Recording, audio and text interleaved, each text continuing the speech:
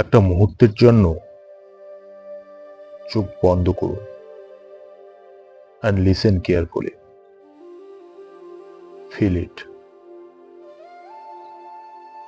আচ্ছা, ভাবুন তো আপনি এমন একজন মানুষ যার নিঃশ্বাসে শুধু রা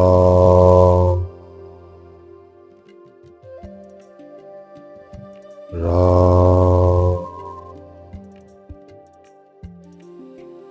রা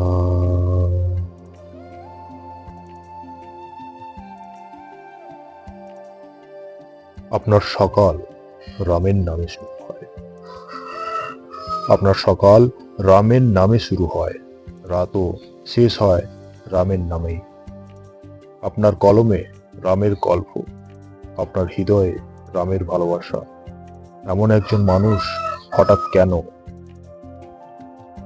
লিখে ফেললেন এমন একটি সূত্র যা আজ কোটি কোটি মানুষ হনুমানের নামে পাঠ করেন? প্রশ্নটা খুব ছোট, কিন্তু এর উত্তর আমাদের নিয়ে যায় ভক্তির এমন এক গভীর জগতে, যেখানে ভক্ত আর ভগবানের সম্পর্ক শুধু পূজার নয়, ভালোবাসা, বিশ্বাস আর আত্মসমর্পণে।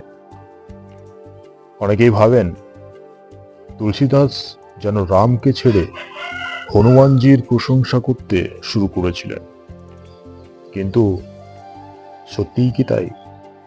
নাকি এর পিছনে লুকিয়ে আছে এমন এক রহস্য যা জানলে আপনি হনুমান চল্লিশাকে সম্পূর্ণ নতুন চোখে দেখবেন? আজ আমরা শুধু ইতিহাস জানব না, আজ আমরা জানব কেন একজন রাম ভক্ত মনে করেছিলেন রামের কাছে পৌঁছানোর সবচেয়ে সুন্দর পথ হতে পারে তারই সর্বশ্রেষ্ঠ ভক্ত হনুমান। তবে একটি বিষয় শুরুতেই বলে রাখা খুব ভালো, আজকের আমরা যেটা আলোচনা করব সেটা হচ্ছে ইতিহাস, ধর্মীয় গ্রন্থ, বহু শতাব্দী ধরে প্রচলিত ভক্তিমূলক কাহিনী সবই কিন্তু এতে থাকবে, যেখানে ঐতিহাসিক তথ্য নিশ্চিত। তাহলে চলো শুরু করা যাক। প্রথমে আমরা সময়টাকে প্রায় 500 বছর পিছিয়ে নিয়ে যাব, সেই সময়ে যখন একজন সাধকের কলম ভারতবর্ষের আধ্যাত্মিক ইতিহাস বদলে দিচ্ছিল।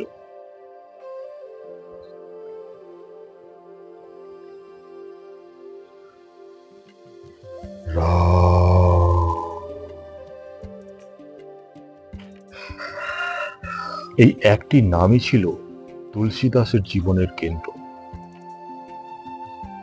অনেকে বলেন তিনি শুধু একজন কবি ছিলেন না, তিনি ছিলেন এমন একজন সাধক যিনি বিশ্বাস করতেন যুগ পাল্টায়, মানুষ পাল্টায়, রাজা পাল্টায়, কিন্তু ঈশ্বরের প্রতি সত্যিকারের ভক্তি কখনো বদলায় না।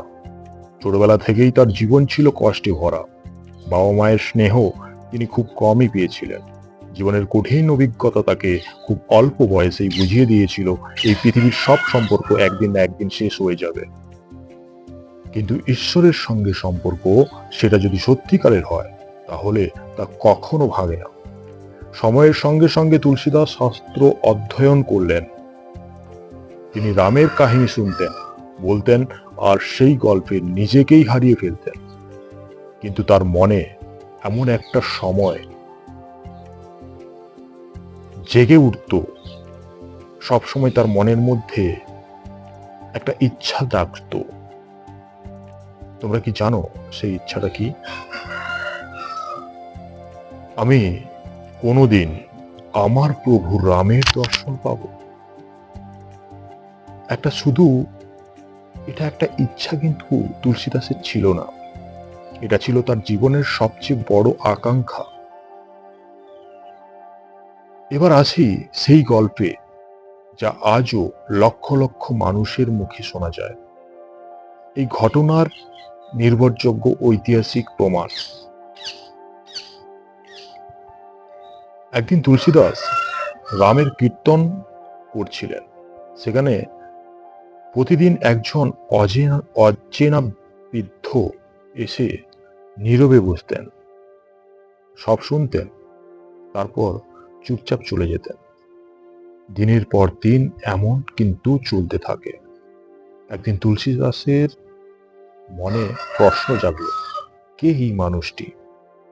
পরে প্রচলিত কাহিনী অনুযায়ী জানা যায় সেই বৃদ্ধ আর কেউ নয়, তিনি ছিলেন হনুমান ছদ্মবেশে। কিন্তু কেন? কারণ হনুমান কখনো নিজের পরিচয় দিয়ে মানুষের ভক্তি কিন্তু অর্জন করতেন না। তিনি চান মানুষ ঈশ্বরকে ভালোবাসুক, নিজেকে নয়। যখন তুলসীদাস তার কাছে রামের দর্শনের আকাঙ্ক্ষার কথা প্রকাশ করলেন, তখন হনুমান নাকি শুধু একটাই কথা বলেছিলেন, যে বিশ্বাস রাখো, সময় এলে প্রভু নিজেই তোমাকে দর্শন দেবেন। এই একটি বাক্য তুলসীদাসের জীবনকে বদলে দিল। তিনি বুঝলেন, ভক্তির পথ অধৈর্যের নয়, ভক্তির পথ অপেক্ষার। তারপর আসে সেই বিখ্যাত কাহিনী। প্রচলিত বিশ্বাস অনুযায়ী একদিন দুই রাজকুমার ঘোড়ায় চড়ে সেই পথ দিয়ে যাচ্ছিলেন। তুলসীদাস তাদের সাধারণ রাজপুত্র ভেবেছিলেন, তিনি চিনতেই পারেননি। পরে যখন হনুমান তাকে বললেন, তুমি যাদের খুঁজছিলে তারাই তো এসেছিল, এই কথা শুনে তুলসীদাস ভেঙে পড়লেন। তিনি কাঁদতে লাগলেন।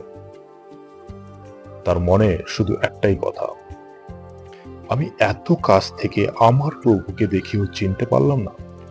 কিন্তু হনুমান তাকে সান্ত্বনা দিলেন, বললেন, ভক্তের চোখে যখন সম্পূর্ণ বিশ্বাস জন্মায়, তখনই ঈশ্বর নিজেকে প্রকাশ করে। এরপর তুলসীদাস উপলব্ধি করলেন যে হনুমান শুধু রামের একজন ভক্ত নন, তিনি এমন এক সেতু যিনি মানুষকে রামের পথে এগিয়ে যেতে সাহায্য করেন। তাই তিনি হনুমানের গুণ, ভক্তি, শক্তি ও বিনয়কে স্মরণ করে রচনা করলেন হনুমান চল্লিশা। এখানে একটি বিষয় খুব গুরুত্বপূর্ণ। হনুমান চল্লিশায় কোথাও হনুমান নিজেকে রামের চেয়ে বড় বলে দেখানো কিন্তু হয়নি, বরং বারবার বলা হয়েছে তার সমস্ত শক্তি, জ্ঞান ও মহিমা রামের সেবার জন্য। অর্থাৎ হনুমানের মহিমার উৎস কিন্তু রাম।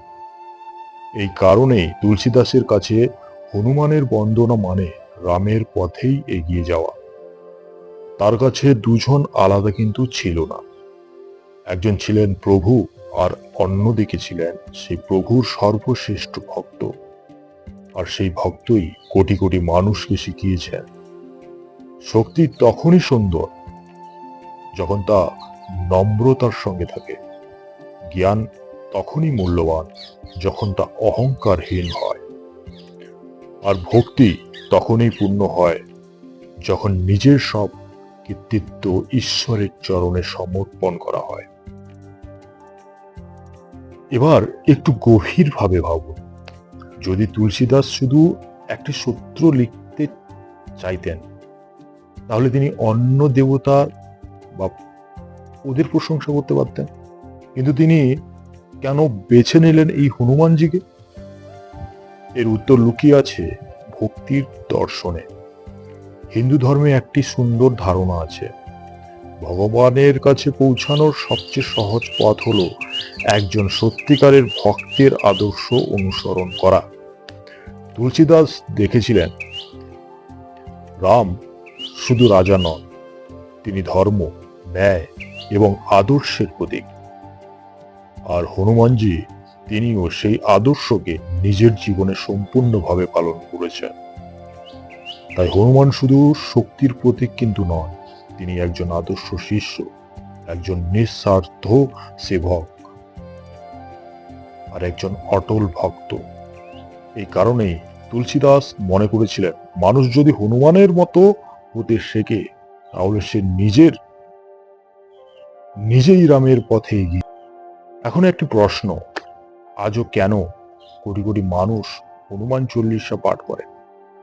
শুধু কি অলৌকিক শক্তি পাওয়ার জন্য, নাকি এর পেছনে আরো গভীর কোনো কারণ রয়েছে? ধর্মীয় বিশ্বাস অনুযায়ী হনুমান চল্লিশা পাঠ করলে সাহস, আত্মবিশ্বাস এবং মানসিক শক্তি বাড়ে। তবে এটা মনে রাখা জরুরি, এটি বিশ্বাসের বিষয়। তবু একটি বিষয় আমরা বাস্তব জীবনেও দেখতে পাই। যখন মানুষ প্রতিদিন কিছু সময় প্রার্থনা করে, ধ্যান করে বা ইতিবাচক শব্দ বারবার উচ্চারণ করে, তখন অনেকের মন শান্ত থাকে এবং তারা মানসিকভাবে আরো স্থির অনুভব করেন। সম্ভবত এই কারণে হনুমান চল্লিশা বহু মানুষের জীবনের অংশ হয়ে। এবার হনুমান চল্লিশার একটি গভীর বার্তা নিয়ে কথা বলি। হনুমান নিজের শক্তি কথা কখনো কিন্তু বলেননি। তিনি কখনো বলেননি আমাকে পূজা করো, আমার পূজা অর্চনা করো, কোনোদিন কিন্তু বলেননি। বরং তার প্রতিটি কাজ যেন এটা বলেছে, আমার প্রভু রামের পথেই চলো। এই শিক্ষা আজকের পৃথিবীকে কতটা প্রয়োজন। আজ মানুষ শক্তি চায়, সফলতা চায়, টাকা চায়, সম্মান চায়, কিন্তু অনেক সময় বিনয় হারিয়ে ফেলে। হনুমানজি শেখান, শক্তিশালী হও কিন্তু অহংকারী নয়। তুমি জ্ঞানী হও কিন্তু নম্র থাকো। তুমি সফল হও কিন্তু কখনো নিজের শিকড় ভুলে যেও না। তুলসীদাসের কলমে হনুমান চল্লিশা শুধু একটি সূত্র তা কিন্তু নয়। এটি ভক্তির এক জীবন্ত শিক্ষা, এটি সাহসের শিক্ষা, এটি একটি আত্মসমর্পণের শিক্ষা, এটি বিশ্বাসের শিক্ষা। আর সবচেয়ে বড় কথা, এটি মনে করিয়ে দেয় যে মানুষ নিজের অহংকার ছেড়ে সত্য, ন্যায় আর সেবার পথে চলে, তার জীবনে ঈশ্বরের সবচেয়ে বড় উপাসনা হয়ে উঠতে পারে। তাই তুলসীদাস রামের ভক্ত হয়েও হনুমান চল্লিশা লিখেছিলেন, কারণ তার চোখে হনুমান ছিলেন রামের থেকে আলাদা কেউ নয়। তিনি ছিলেন সেই আলো যা মানুষকে রামের দিকে নিয়ে যেতে পারে। নিজের জীবনে প্রয়োগ করার চেষ্টা করুন, কারণ ভক্তি শুধু মন্দিরে নয়, ভক্তি দেখা যায় সততায়, ভক্তি দেখা যায় সেবায়, ভক্তি দেখা যায় বিনয়ে। আর হয়তো এই কারণেই শতাব্দীর পর শতাব্দী পেরিয়ে তুলসীদাসের লেখা হনুমান চল্লিশা আজও মানুষের মুখে মুখে বেঁচে আছে। তাহলে বন্ধুরা, জয় শ্রীরাম, জয় বজরংবলী। আবার দেখা হবে নতুন একটি রহস্য, ইতিহাস ও আধ্যাত্মিক গল্প নিয়ে। ততক্ষণ পর্যন্ত ভালো থাকুন, সুস্থ থাকুন আর সত্য